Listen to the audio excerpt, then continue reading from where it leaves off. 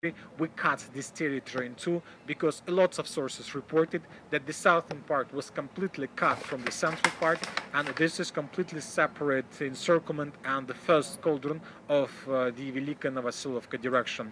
This information was provided us by different mappers. Pro-Ukrainian sources confirmed this, neutral sources confirmed this, and the Russians not just confirmed this, but also they colored map accordingly, showing us that the southern part was a separate stronghold, and the northern and central part was completely different positions. According to information we have, the southern part is under the responsibilities of 110th Mechanized Brigade that was abandoned by the Ukrainian commanders.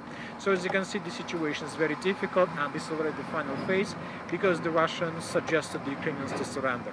So this is the map that currently the Russians are trying to spread between the Ukrainian channels. They're trying to send this information, also papers, applications, to the Ukrainians, to the relatives of the 110th Brigade, to force them, to ask them to surrender.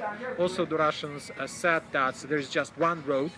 If Ukrainians use this Azovska street, and if the Ukrainians begin moving in the southern direction, the Russians promise them that they will not be harmed and they will not be attacked by the Russians. So this is the evacuation road for those Ukrainians who decided to surrender.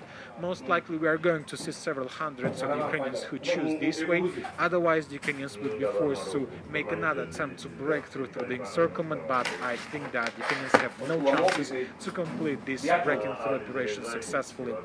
Now the Russians also are trying to attack the Ukrainians in the most northern part of Velika Novosilovka, because despite the fact that there is already cauldron, that Ukrainians were caught completely in cauldron, there are still lots of Ukrainians who think that they can break through the encirclement to cross the river of Mokre Yali and to enter the mainland.